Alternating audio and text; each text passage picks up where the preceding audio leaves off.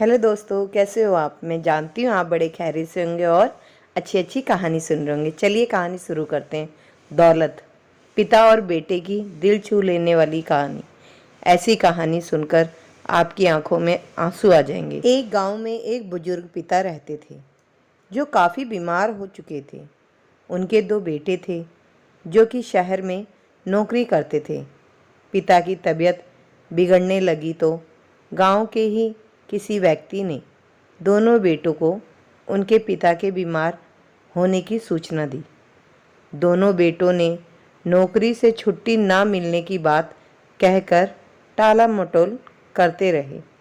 जब पिता की तबीयत और अधिक बिगड़ गई तथा वह अपनी अंतिम सांसें गिनने लगे, तब दोनों बेटों ने घर की राह पकड़ी।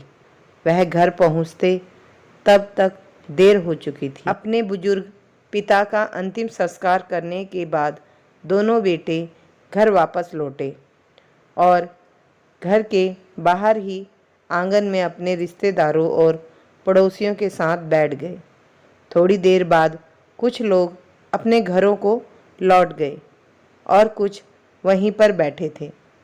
दोनों बेटों ने और उनकी पत्नियों के मन बार बार पिता के उस बक्से का ध्यान आ रहा था जिसके बारे में पिता हमेशा कहा करते थे कि हमारे जीवन की सबसे बड़ी संपत्ति इस बक्से में है।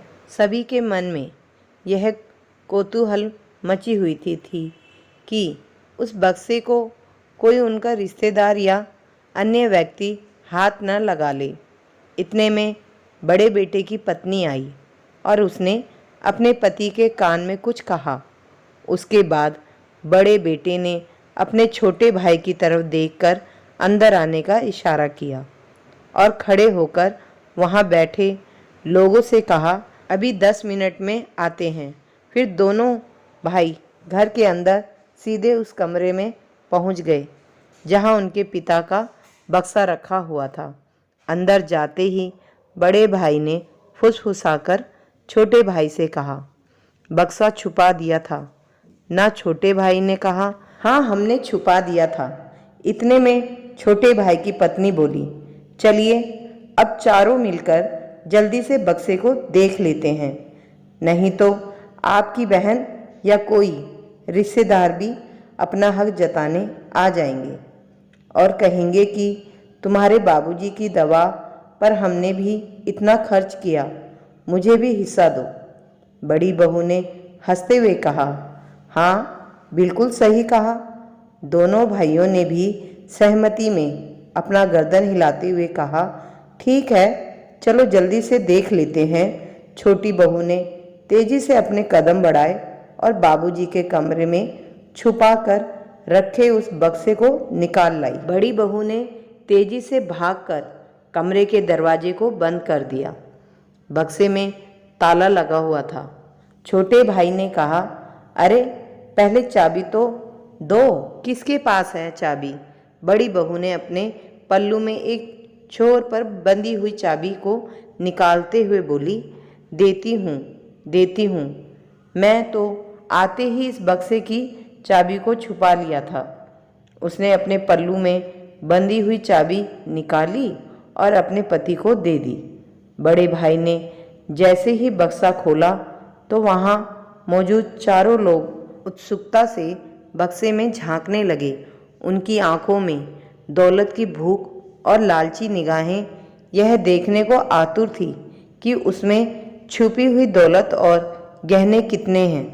जब इन सभी की पहली नज़र बक्से में पड़ी तो सबसे पहले देखा कि बड़े और छोटे दोनों भाइयों की पुरानी तस्वीरें सबसे ऊपर रखी हुई थी। कुछ बर्तन और कुछ उन्हीं दोनों भाइयों की बचपन के छोटे छोटे कपड़े सहज कर रखे हुए थे। चारों को विश्वास नहीं हो रहा था कि कोई इतने दिनों तक ये सब भी भला सहज कर रखता है।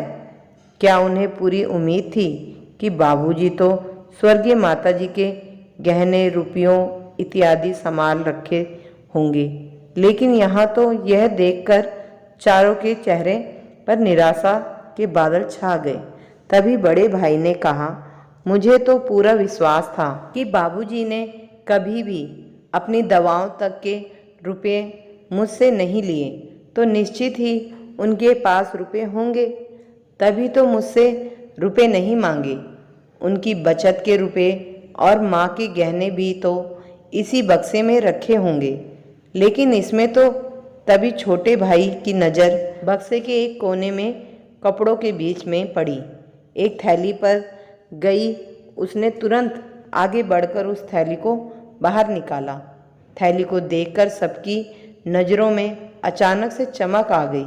सभी ने लालची नज़रों से उस थैली को टटोलना शुरू कर दिया। थैली में कुछ रुपए थे और साथ में एक कागज़ जिस पर कुछ लिखा हुआ था। छोटे भाई ने उन रुपयों को गिने तो लगभग 40,000 रुपये थे। बड़े भाई ने कहा, अरे जल्दी से उस कागज़ को पढ़ो, जरूर उसमें किसी बैंक अकाउंट या लॉकर के बारे में लिखा होगा। बड़ी बहू ने तुरंत छोटे के हाथों से उस कागज़ को छीनकर तेज स्वर में पढ़ना शुरू कर दिया, जिस पर लिखा था, क्या ढूंढ रहे हो? संपत्ति? हाँ, यही है मेरी और तुम्हारी माँ की संपत्ति। तुम्हारी बचपन की वो यादें जिसमें तुम शामिल थे, वो पल, वो खुशबू, वो प्यार, वो अनमोल पल जो आज भी इन कपड़ों में, इन तस्वीरों में और इन छोटे छोटे बर्तनों में मौजूद हैं। यही है हमारी अनमोल दौलत। बेटे, तुम लोग तो अपना भविष्य संवारने के लिए मुझे यहाँ अकेले छोड़कर चले गए, लेकिन यहाँ मैं और तुम्हारी माँ तुम्ही लोगों की यादों के सहारे जीते रहे। तुम्हारी माँ तुम दोनों बेटों को देखने के लिए तरसते हुए इस दुनिया को छोड़कर चली गई। फिर भी तुम लोगों को घर आने का समय नहीं मिला। बेटे, शायद मैंने भी तुम लोगों से कोई भी पैसा अपने खर्चे के लिए नहीं लिया। अपनी पेंशन से ही अपनी दवा से लेकर सारी ज़रूरतों को पूरा किया, मगर तुम लोगों ने हमेशा इस बक्से में अनमोल दौलत है जानबूझकर सुनाता रहा, क्योंकि उस बक्से में जो हमारी सबसे बड़ी संपत्ति थी वह हमारे बेटों की यादें थी। बच्चों, ध्यान देना, अपने बच्चों को कभी भी अपने से दूर मत करना, वरना जैसे तुमने अपने भविष्य संवारने का हवाला देकर खुद को हमसे दूर कर लिया, वैसे ही अंतिम समय में तुम्हारे भी बच्चे तुम्हारे पास नहीं रह पाएंगे। बच्चों, दुनिया का सबसे बड़ा दुख जानते हो क्या होता है?